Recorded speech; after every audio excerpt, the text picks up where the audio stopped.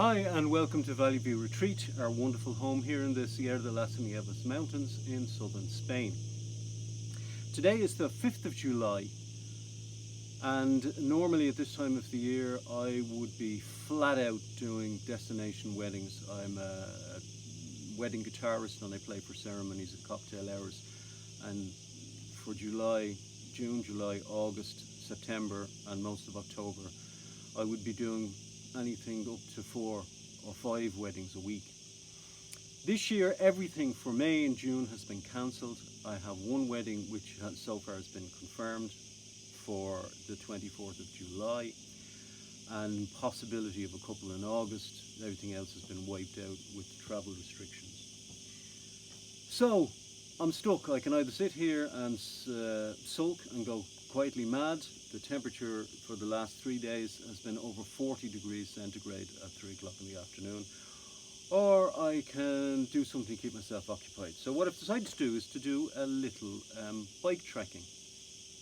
So I'm going to take my bike and I'm going to cycle from here to the lakes in El Chorro, which is about 55 or 60 kilometers from here, and an elevation of about, I think I'll be climbing maybe 3,000 feet over that period of time.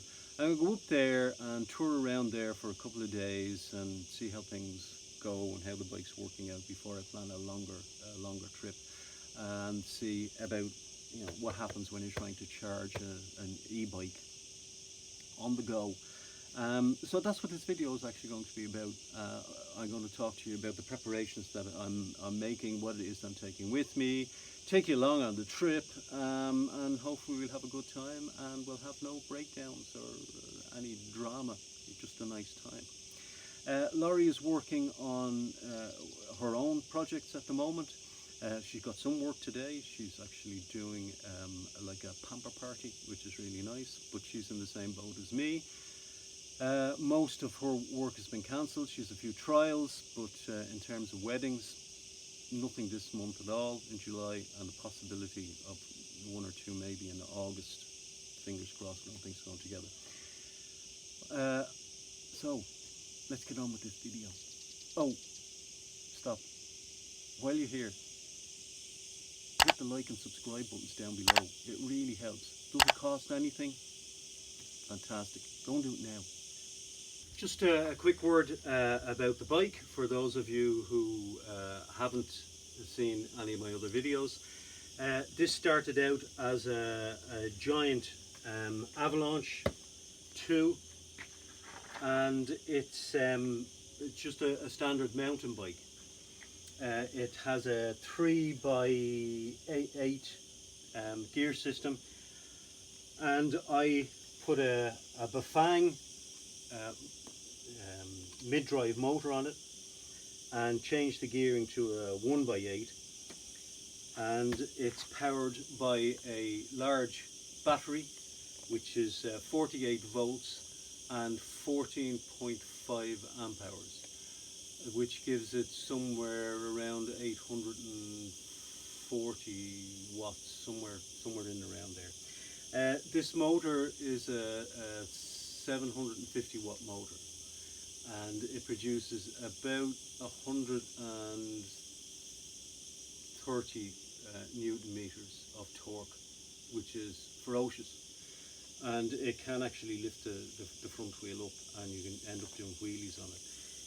It's massively overpowered for what I do, but at the time I didn't realize that. It wasn't until I'd actually ridden a really good Bosch 250 watt motor that I realized that that was more than enough. So I have this tuned now so that it only aids me up to the 24 kilometers per hour, and I very rarely use it in any more than level 1, if I use it at all. At the moment I'm getting probably 120 kilometers per charge, and that's with climbs of anything up to 3,000, 4,000 feet. So it's that's the bike that I'll actually be using for this trip. The batteries for these type of bikes are very expensive, and depending on the size of them, they become more and more expensive. So just to give you an idea, I bought the bike itself second hand for €250, and the motor and that large battery ran me about €830, and then there were some extra bits and pieces that I put on, like a gear sensor and stuff like that. So the total cost was about €1,150 to build this bike, and I must say it's fantastic. I can't knock it. For the money, it's absolutely superb. So I have a rack on this, and the tent is going to go on the rack itself, and then I have these panniers which actually fit onto the rack. These panniers, I don't know what they are, I think they're about 15-litre panniers, and these actually came from Lidl, believe it or not, or Lidl, depending on where you live. I've got one for either side. They're quite good, and they even have a separate, in the bottom of them, waterproof bag that goes over the whole lot if it rains. I think they worked out at less than €20 for the pair of them, so you can't complain about that, even if you were to only get a few trips out of them. And so far, I've used them off-road quite a bit without any problems at all. Apart from that, I have my trusty AliExpress battery bag, and this battery bag holds the big battery, and also the charger fits in here as well, so that's perfect. I'm not using up extra room. I'm not using anything on the front. I will be using a backpack. It's a ski pack, and I'll show you that in a sec. In terms of what's on the front of the bike here, I've got the display for the Bafang motor. I've got a receptacle for the high intensity torch that I use to light up my way if I'm riding at night. I have two other lights here, one that comes on automatically. It's not bad, it's not great. This one is the one that I use for actually navigating. And I have a spare here just in case. I have a holder here for the phone, which has worked really, really well on road and off road. It takes all the shocks, and no problem, holds the phone very, very securely. I have my bell, and what else we have up here? I have my brake system. I use this brake system if I'm stopped on a hill, for any reason I got to get off, rather than lay the bike down. If I put it on the side stand, it may actually start to roll. This is a bungee cord. I just do that, and it automatically puts the front brake on, and this bike really isn't going anywhere. So this is a fantastic hack, and for anybody that's doing any sort of bike touring or bike packing or whatever, it's a great addition. I put on a water bottle holder here, so I've got an extra litre of water down there just in case, and I've got a selection of bungees for holding everything on. I've got my lock, which is a good quality lock, and under here I've got a little under saddle bag, and in that I have the tools that are most likely to need quickly, so everything that wouldn't be needed for a flat tire. I've got my tire levers in here, I've got my multi-tool in here, and I've got the patch kit. Everything else can go on the top of one of the panniers, and I've got some wire ties, spare wire ties in here, just in case something comes loose on the road and I need to very quickly secure it into place. So that's it. So the temperature, as I say, is just ridiculous at the moment. It's 10 o'clock in the morning, and already we're into the low 30s. We're at 33, and the expectation is today that it will go to 43 in the afternoon. It should be a little cooler at the lakes, that's why I'm heading up that way. But it does mean that I'm not going to need a huge amount of gear. So how cheaply can we actually do this for? In here I have my tent, which is a little two-man tent that I got from Decathlon for the princely sum of €24. Really, if I get 2 trips out of this, I'll be happy, because the cheapest I can find anywhere to stay for a single night is €50 up around the lakes. So €24 for the tent is not a big deal. This cost me, it's a mat, and this cost me €5. So less than 30 euro. I already had a sleeping bag, so you know, you can't really complain about that. I've put both the tent and the sleeping bag into this stuff sack, or carry sack. It's not really a stuff sack. Normally with this type of mat we'd be attaching it to the forks, but you need a special holder for that to prevent it from moving backwards into the tire or whatever, and I don't have that, so I'm not going to worry about it. So what I'm going to do is I'm going to wrap this around the tent and sleeping bag.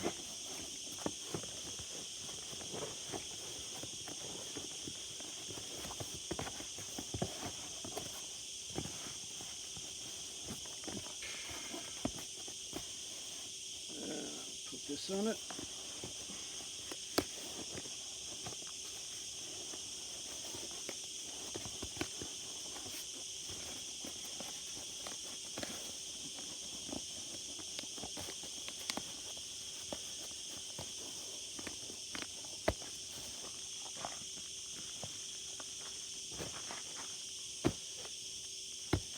Yeah, I think that's the best way to do that, this way.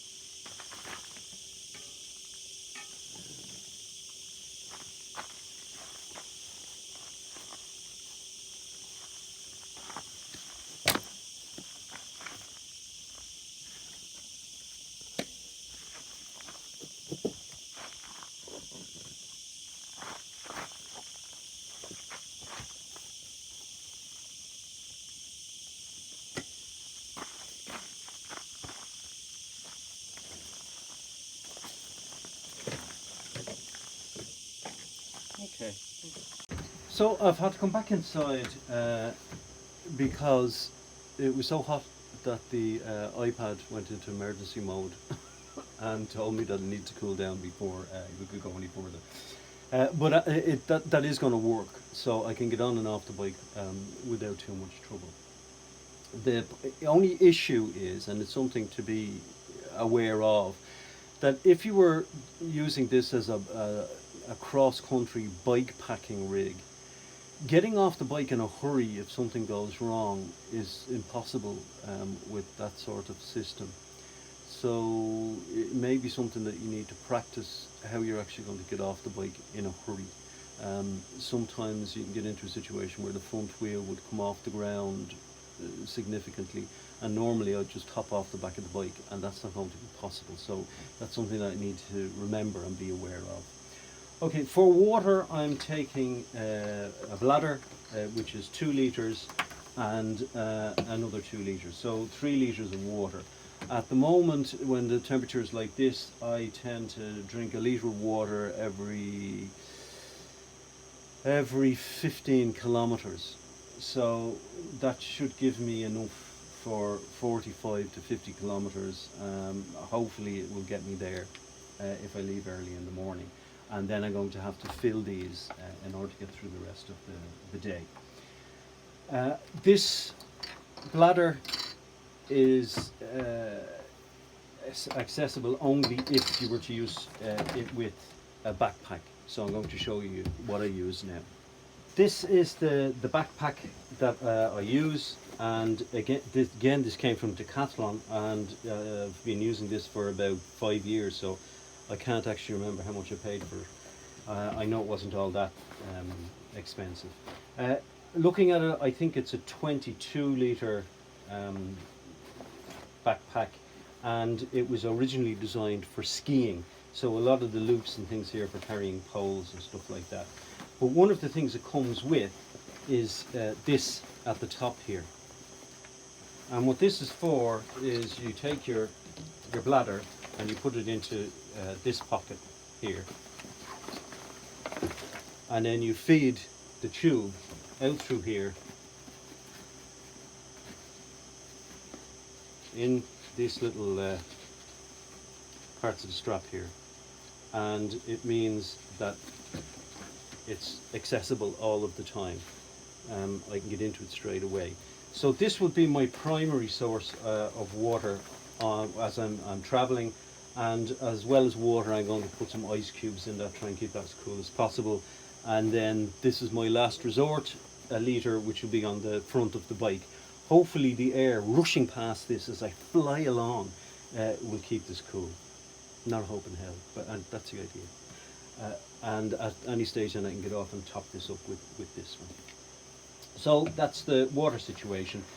In this backpack I will be carrying the water, I'll be carrying my documentation, because this is Spain and you need to carry your passport, your residencia card, and a heap of other stuff with you, and my money and credit cards and stuff like that, the keys for the bike, and my masks, and the first aid kit, and probably my toiletries as well in here, as well as probably my iPad. The phone will be on the front and the GoPro will be here.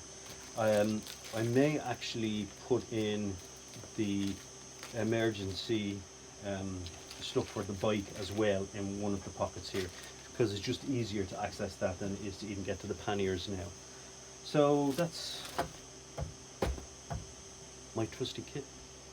Just to quickly point out that I use my rear light on the backpack as opposed to on the tail of the bike, and the reason for that is that first of all, it's high enough that people can actually see it very easily, and if anything moves on the back of the bike it's not going to cover it, so I know that I'm going to be safe.